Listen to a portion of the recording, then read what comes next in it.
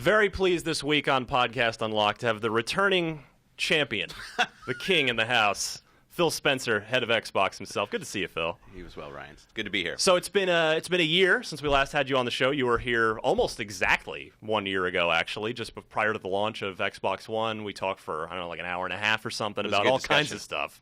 And yeah, it was a great interview. I always enjoy talking to you, and you actually do listen to this show. You prove it. You prove it every now and again by referencing something. Yeah, it's you guys are insightful in your opinions about the industry, both about us, things we should be doing well, things we are doing well. I listen to a lot of different podcasts and what people have to say. I put it on my car, Bluetooth stream it through my stereo. Listen, it works really well, and I think you guys do a good job. So I appreciate the support. That. Well, I appreciate you being here.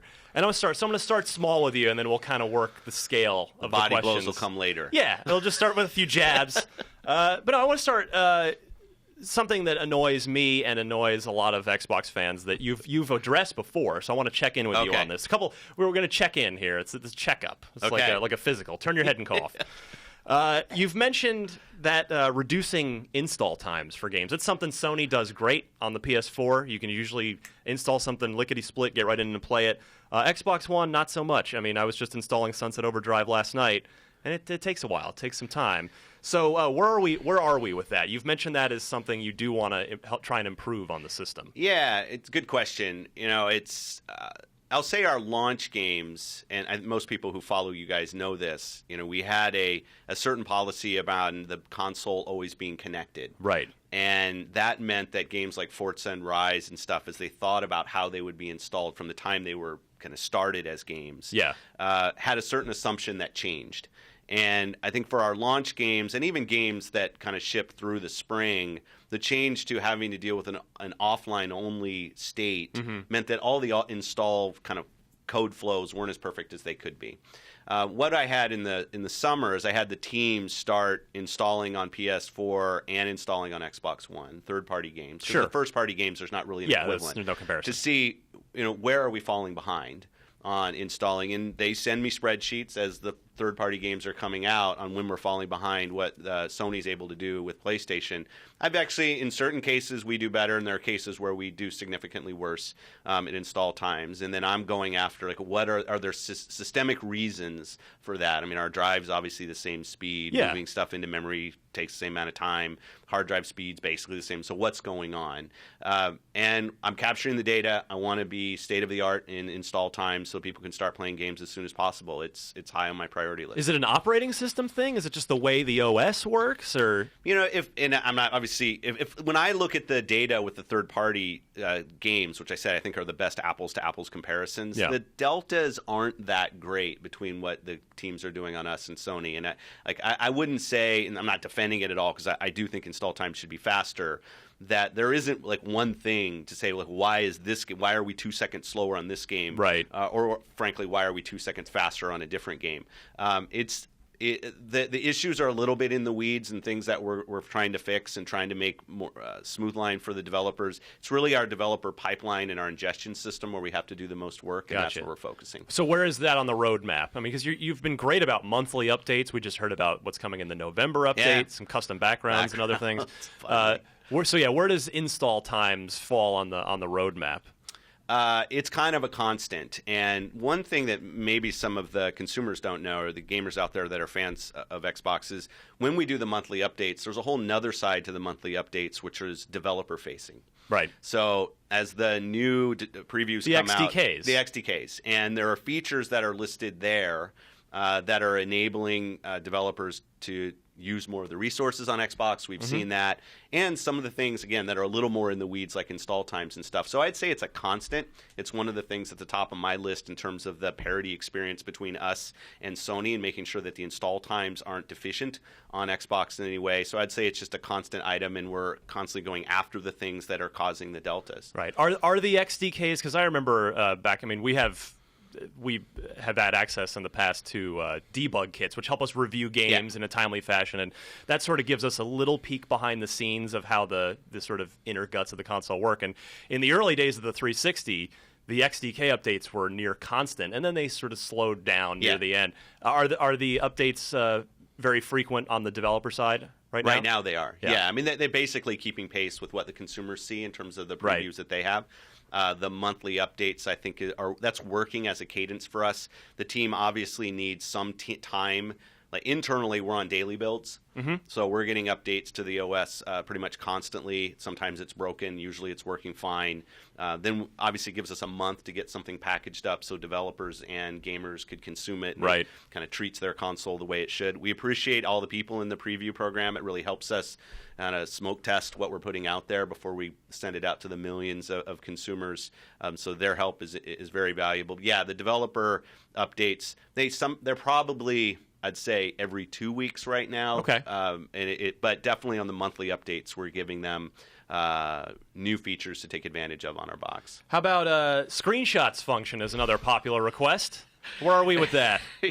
You're laughing. I think this is a good sign. No, every time I'm meeting with the platform guys all the time, and screenshots are one of the things I ask about, and naively I make comments like, well, we can do video, so how hard can it be to just grab a frame of the video? Anybody that knows, people don't really want a screenshot that's just one frame of video. They want something that is better than that. It's actually a little more technically challenging than you would have thought. But the team, 2 weeks ago, they think they found a good solution for screenshots. They're working on it.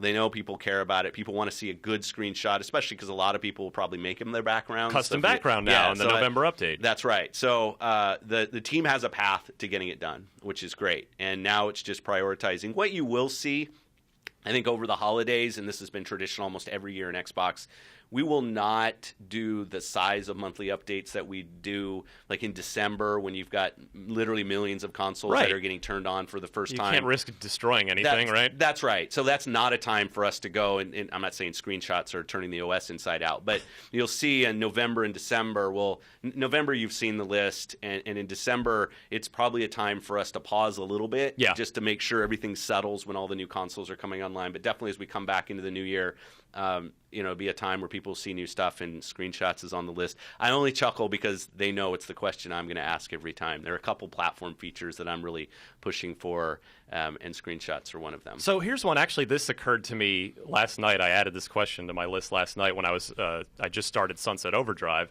And it reminded me, on Xbox One, with every game, I need to go in and invert my look on cameras. On the 360, we had, right from day one, we had the universal profile settings, which there only ever ended up being 2. I remember there were supposed to be more, but it was for shooters and racing games. What your default, camera setting was for shooters, and what your default, if you like cockpit view or behind the car or bumper view for racing games. I always loved that on the 360 because I could just jump into any game and I wouldn't have to go into the options menu and just take that few annoying seconds.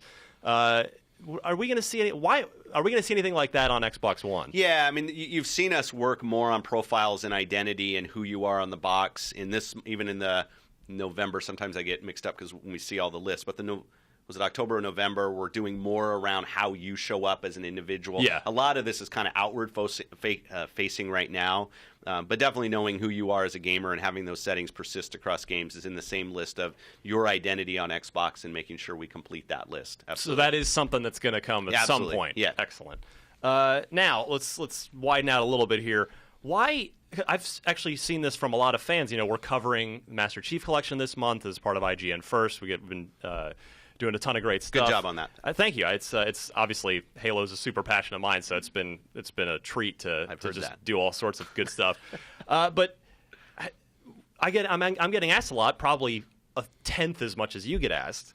Why isn't there a Halo Special Edition console?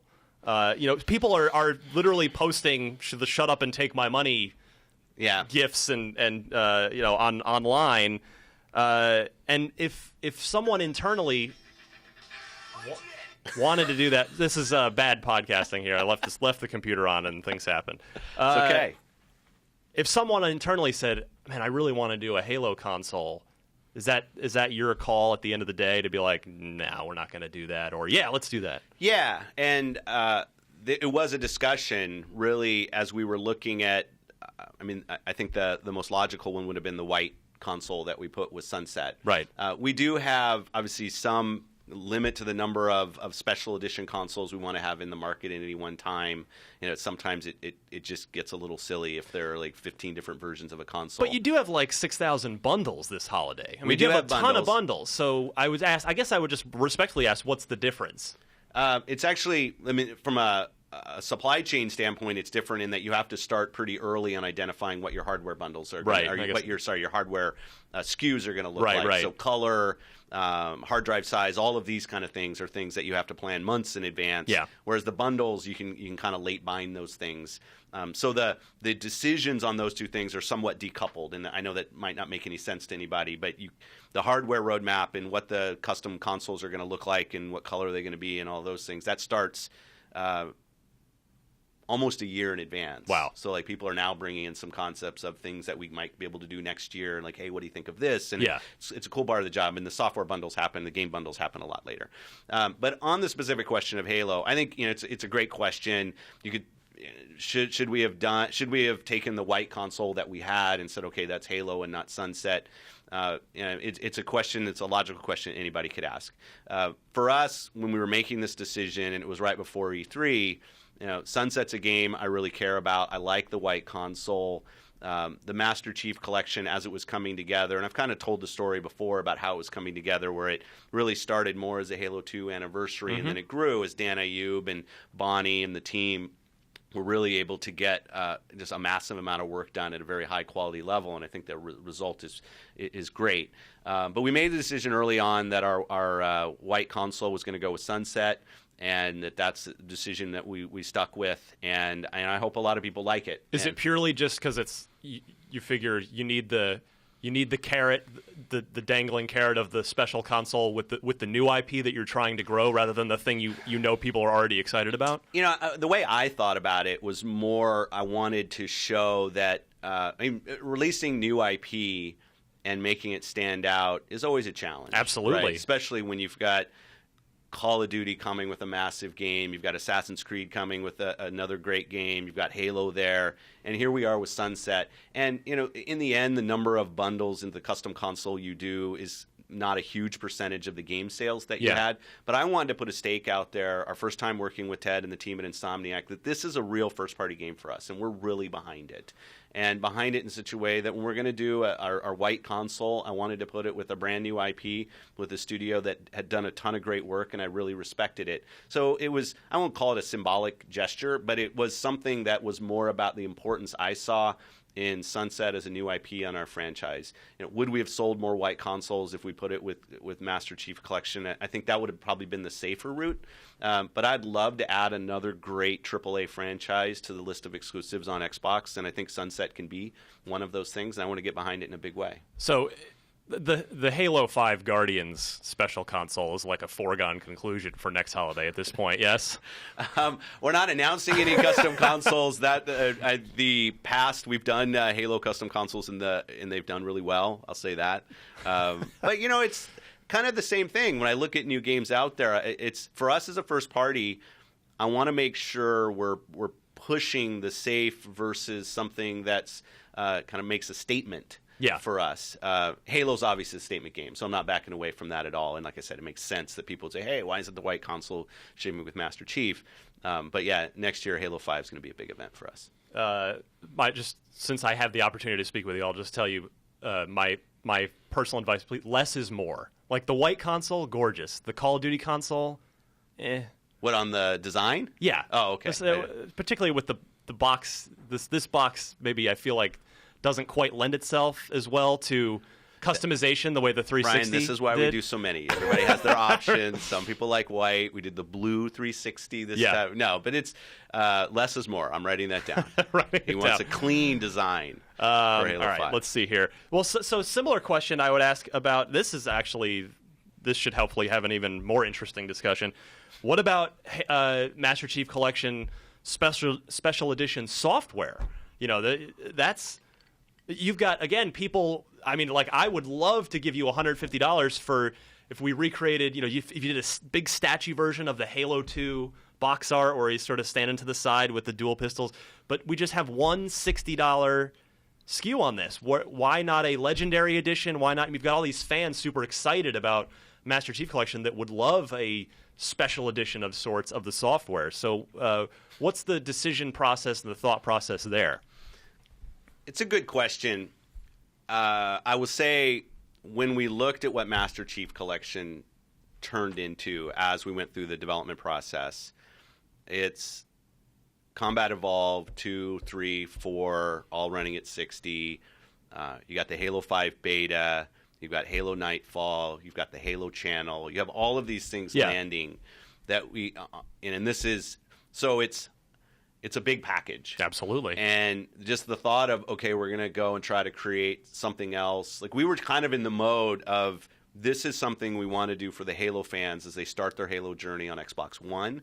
And let's put everything we can and all of our energy into that one package. And I've talked with you before about the pricing of that package was something I really wanted to make sure stayed in a zone where people felt like, okay, this is something I love, and it seems like I'm not being taken advantage of and buying the 5th iteration of again or something like, that was core to us as we were putting that product together. I agree with you, and just say it in a crass way. Maybe there was more money left if we would have, built something at $99. Right. But we just didn't have that approach with the Master Chief Collection. So it's really all about you wanted no confusion. You really wanted to hammer home the value and not cloud the message of having some people think, oh, it's $100 thing. So is it really just all about the value proposition?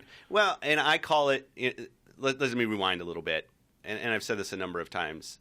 I really view Halo, and I'll even see, the work that Bungie did on Halo in the past, as the reason that Xbox has a relevance and a presence in the games industry. Absolutely. And I look at the fans, the Halo Nation that's been with us for over a decade now, and I didn't want to take that for granted. I didn't want to try to take advantage of their passion for Halo. I wanted to do something that I thought would meet, hopefully exceed their expectation in terms of value, quality, quantity. And I thought the cleanest way to do that was have one package that we just put everything in. The heart and soul of 343 is in that game. They went after and they redid the cinematics. I think you've seen some of the blur stuff is nuts. It's incredible. I think it sets a new bar. I've seen some of the early Nightfall stuff. I think people are going to be really pleased with how that's come together. And it just felt like it was much more in line with the kind of thanks and the respect that we have for the Halo fans that have been with us for such a long time. You don't have people above you or shareholders going, Phil, you're leaving money on the table here. We could sell, if we sold 500,000 special edition units at $149 with a silly statue, we could make X number of more dollars. Well, I mean, is that the perk of being the boss? You can just be like, this is how I see it, and that's how it is. Everybody has a boss, right? And I have a boss as well. But I will say, I try to take a long-term view on what we're doing with Xbox and in this business. And I think if we can't take that view as a platform holder, as Microsoft, with the resources that Microsoft has, I don't think we're kind of playing to our strengths. So the kind of short term, maybe there's a little money to be made. I mean, we've made some decisions in the past. I think I've talked publicly before when I look at one of the franchises I love, say Crackdown and Crackdown 2, where I thought we turned the crank on Crackdown 2 too quickly. Yeah. And I don't think we gave that franchise enough time to really meet the expectation that I had as a huge Crackdown fan, and I know the customers did, and the results showed. So while at the time you feel like you can do something short term where maybe there's a little blip in revenue, and in the long term, I think if you lose sightlines into who the customer is and how much they watch what we do and how what we do sets the kind of perspective of who we are as a company, I think that's where you can get into trouble. And frankly, I've been in the job 6 months now, but I'm definitely trying to take a long-term view in all the decisions. I clearly don't do everything perfectly, and people call me out on it all the time. And that's great. People calling me out. I want to get better at this job. But taking a long-term view, especially with our most passionate fans around Halo, is just something that's always going to be core. So one more on Halo. How many copies are you expecting or projecting Master Chief Collection to sell? Let's just say in the first month or two, because I mean, obviously, the code name on the game when I first went and saw it with Dan Ayub and the team, who would refer to it because he was so used to not saying the public. The code name is Ace, as in Ace in the hole or Ace up your sleeve. So clearly, this is an important game for you guys. What are we looking to sell here? What are you gonna look at and go, okay, good, or what are you gonna look at and go, uh-oh? It's funny you asked that because we have a little pool going inside on how many units we were going to sell. I think it's going to do better than our internal expectations. I've asked some friends of mine in the industry, Dennis Durkin, who now works at Activision, is a friend of mine who was obviously worked at Microsoft, and he and I were exchanging texts. What do you think this game's going to do? I mean, the game is turned out to be better, more complete, and bigger than maybe we thought it would. That doesn't mean we had low expectations, but the project's very complex. And where I see where it's landed is exceptional. Because you just got done saying a little while ago to me off the air about how the big fish have to sometimes cover for the little fish on things. And was this going to be a big fish or was it going to be a little fish? If you go back and you look at CE anniversary, Halo 1 CE anniversary, it did well. Not relative to the other Halo games. That's right. Though. But we didn't actually think. I mean, it was a remake of the first game. It was the 10th year anniversary. I was proud of the work that the team did, but it isn't what Master Chief Collection is. But if you look at where that is as a bar, I think Master Chief Collection will do significantly better than that in terms of units out there. I hope every Xbox One customer buys it, not just because that's good for us in terms of sales of Halo. Halo is an iconic Xbox franchise. So early, you're able to put all 4 games. You're going to get Halo 5. We'll do other Halo games. We'll stay. I think it's just a great way to start your. If you haven't played these games, I think it's a great way to start your career with Halo. Yeah. And if you have, I'll say me going back, and I know you've played a little bit. It makes me kind of remember my early gaming days, early in Xbox, and I think it's just a nice kind of walk down history lane with some of those games. Absolutely. So you mentioned that you've been on the job as head of Xbox for 6 months. Reflect on that a little bit. What were your goals going in, and how have you found the role in practice compared to your expectations going in? I love the job. It's the job I want. It's the team. The team is the part that motivates me probably the most, just on a day-to-day basis.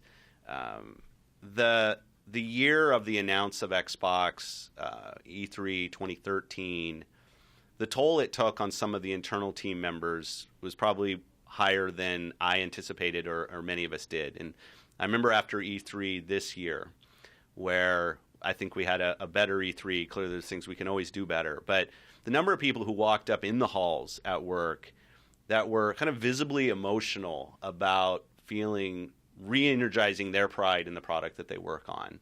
That meant a lot to me. And I've been on the business since the first Xbox. And sometimes as you're just kind of going through your day-to-day, your email list and your task list, your meetings, and all the stuff that you're doing, you forget about we invest a ton of time in what we do. Absolutely. So I found it very rewarding the first 6 months to watch the team execute so well. I had a meeting with the first-party teams just last week, and I remember back in first-party with Microsoft, we couldn't ship anything on time, right? And and I was in charge of Fable, working with Molyneux, so I'll kind of put that on me as one of those games. I also had BC, if people really want to throw tomatoes at me. But I saw it behind closed doors at E3. It looked fantastic. Super sad it never came out. Also, Shane Kim canceled True Fantasy Live Online, yes, which made me sad too. Yes, but I look at what the first-party teams did this holiday, and Sunset came out. Or Sunset's going to come out. I think it's great. Forza Horizon 2 is out, reviewing really well. People are really enjoying it. Master Chief Collection. The team's hitting dates. They're hitting it quality. I just think they're doing an exceptional job. And I think and then we talked about the monthly updates earlier. The platform team's doing such a nice job. And I actually think that such a large percentage of that effort comes from people's just internal belief in where they're working and the product that they're working on, which I love. And it's energizing. It's easier to do this job when people come in excited to show you what they've come up with. We've got some other things that we're on the cusp of talking about, hopefully, that people will get excited about. But the team is just like they're chomping at the bit to make more progress. On the challenging side of the job, I'm learning. I've been the first-party studio guy. Yeah. And if you put me in a studio setting, I'm at home. you put me in front of the hardware teams or sitting with the CFO of Microsoft going through my business, I'm learning what that is. Right. And it's fun to learn, and I mess up some things, and I get told that, and that's okay, right? But the tough part's clearly dwarfed by just the amazing support we've seen from the fans and the people working on Xbox, and that's been great. So how would this now, you've said before, we've talked before about, you're new to this role, but you've had a seat at the table the whole time. But yeah. I'm curious, how would the Xbox One be different if you had held this role from the project's inception, however many years ago? Well, I'm glad you bring this up, because I see it sometimes on Twitter and other places where people want to call me out as somebody who was at the LT, that leadership table, when the decisions were made for Xbox One, and that's absolutely true. And I don't want anybody to I've never tried to wash my hands or distance myself from my role on the Xbox One leadership team through the announcement of the console, E3 2013. I was there, and I'm not trying to create some kind of false history that makes me look better to right. say, oh, I wasn't there and I wasn't involved, and I'm going to take responsibility for those decisions, absolutely, good ones and bad ones. I have to. Otherwise, I don't have any credibility in what I do going forward, is the way I look right. at it. I wouldn't listen to me if all of a sudden I tried, I was asleep during those meetings or something. It was silly. I was there.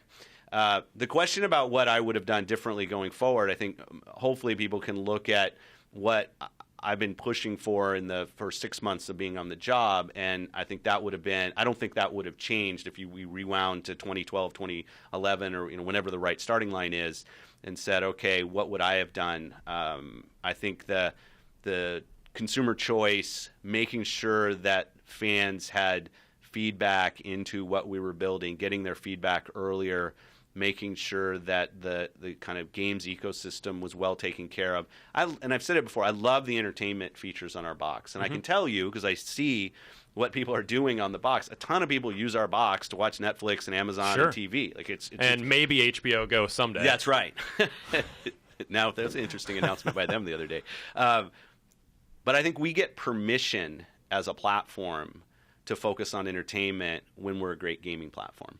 And before we've earned that permission and we go out and we try to explain it to people that we're an entertainment platform without checking the box for all of the Xbox fans out there that this is going to be the place where I want to play games, I think that's where we confuse people. And I come back, and the team knows this, and we're making decisions.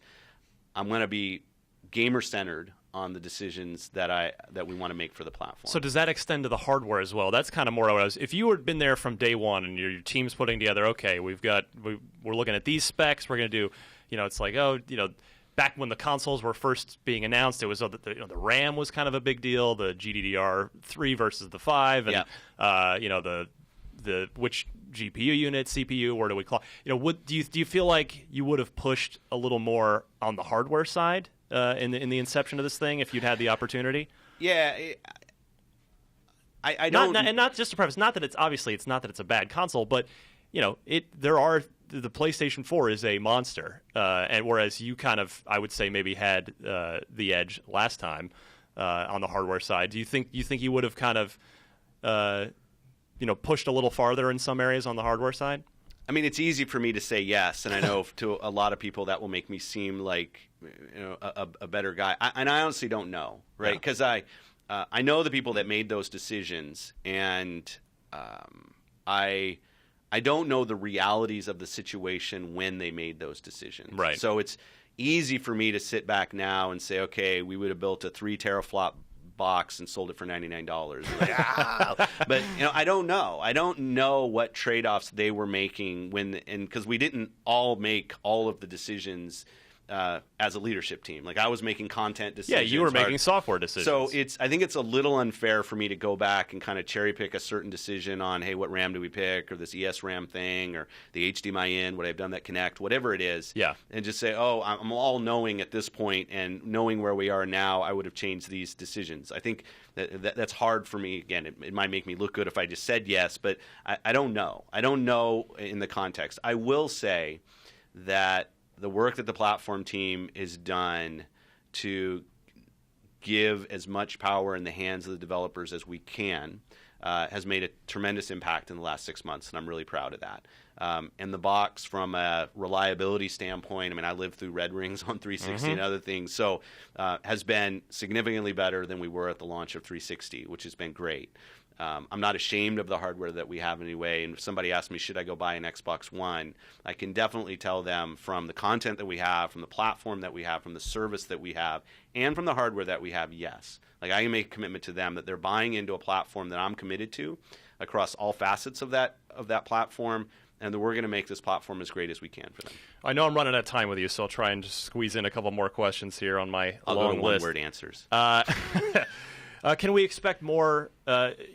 I'm down to half my hard drive space, and that's before putting 65 gigs of Master Chief Collection on it. Can we expect more 1 terabyte SKUs next year, even beyond? I know, obviously, as time goes on, hard drive prices get cheaper. I mean, is that a big priority for you in getting more space in the console? Yeah, I mean, you see it with... Because I don't want to plug in external crap. I know you have the option for that, which is great, but I just want it in the box. Yeah, and you saw it in the 360 generation. I mean, you're writing this price curve, performance, you call it Moore's Law, whatever you want to call it.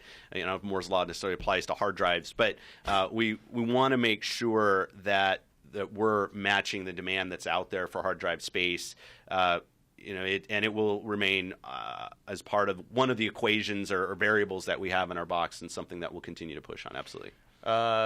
Where is Inside? What's going on with that? One of my favorite things from E3. I mean, the Limbo team, Play Dead. It's been very, very quiet ever since. Have you seen that game lately? Where is it? And when can we? I saw it a couple months ago, and that developer. Do you know one of the guys that played it? Good friends, and it was great to have them on stage. I say, they're not the most gregarious studio out there promoting their game every day. They're one of those studios that really crafts the art. They want to make it great, and they want to show it when they're ready to show it, which is why it was great to have it on our stage.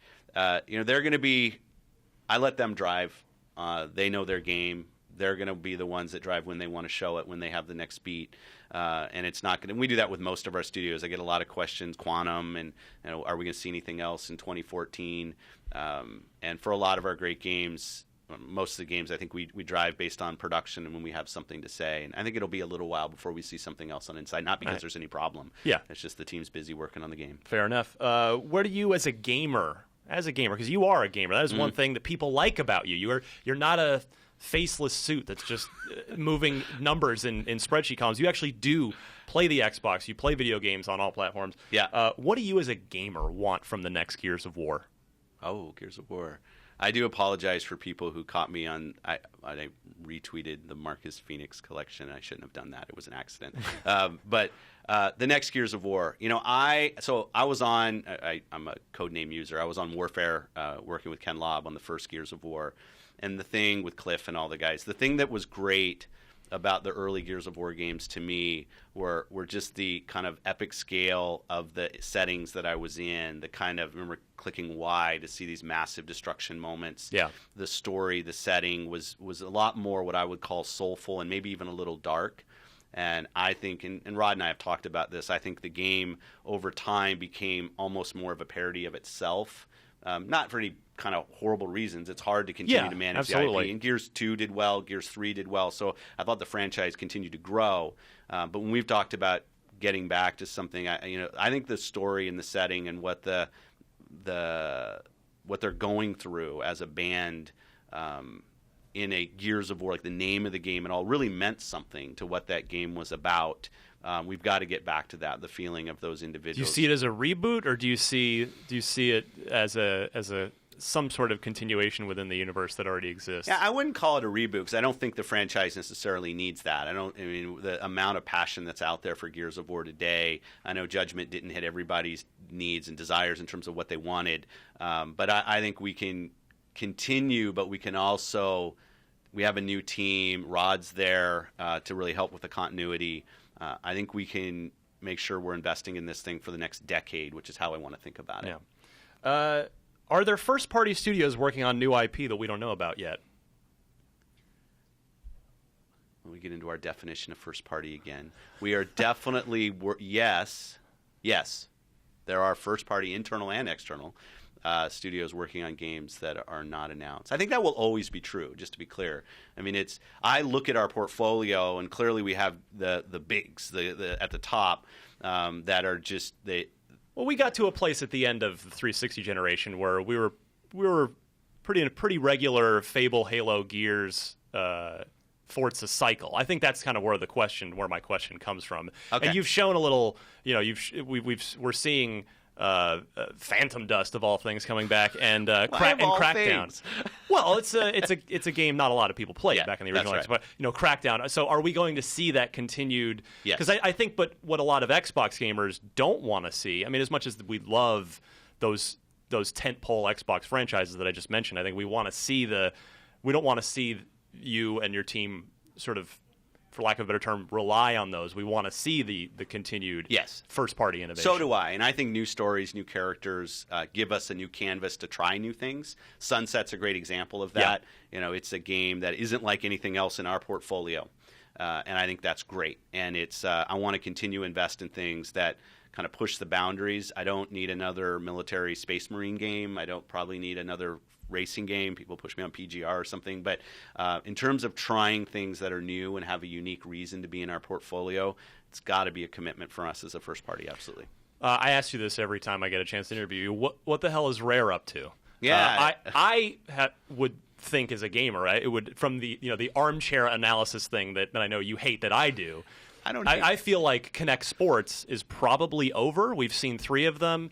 Kinect is unbundled now. You and I talked at E3 about that, and it seems like the sales were good, but they've definitely come down from the first game or two. So where do you? And you've said in the past on this show a year ago, you said that you don't see Rare as a Kinect studio. So what's going on with them? When are we going to hear from them? And are they? Do you value that incredible IP in their backlog? Do you see them as doing a new thing? I'd love to see them do something new that feels like a Rare game. I'm traveling out there in the second week, I think, of November, and I'm going to see their new game pitch that they have. I don't know anything about it. I hear some whispers in the halls, but they don't want anybody to tell me because they want to do the unveiling, which is great. I love that they do that. I also just on the Kinect. Wait, so what have they been working on for the last 8 months then? Just trying to get ready for this pitch meeting, like prototyping and stuff? It's not about the pitch meeting. They try a lot of ideas. Usually what studios will do is they will start up 5 or 6 things. Right. And then they kind of self-weed out the things that aren't working until they have an idea that really works. And I want to give them that time, and they have that time. So I'm going to be there. We're going to look at what they have. I was going to say, on Kinect Sports, Kinect Sports, I think, plays a role in our portfolio. It does, sure. And I think it's great that it's in the market. And I wouldn't say we'd never do anything else with Kinect Sports. What I've said is I don't want Rare to just become the Kinect Sports team. There are potentially other people that could do a Kinect Sports game. I'm not announcing anything. We're not working on another Kinect Sports game right now. But I do think it can play a role in our portfolio, and I wouldn't just want to say Kinect Sports is dead because Rare decides that there's something else that they want to go work on. Those two decisions can be decoupled. All right, I know I got to let you go. Last question. I'd be remiss if I didn't ask you about the Mojang deal. Yeah. Or Mojang. What's the? However you want to say it. I see it as Mojang, but I've seen it. I don't even know. Anyway, that's beside the point. So you've got to be looking farther ahead than Minecraft, and plus, the 3 founders are leaving anyway. But it's yours. Were you part of that deal, or was that a greater? Did that even go to? You mentioned before that you have bosses. Yeah. Was that a Phil Spencer deal? And what's next with Minecraft? Yeah.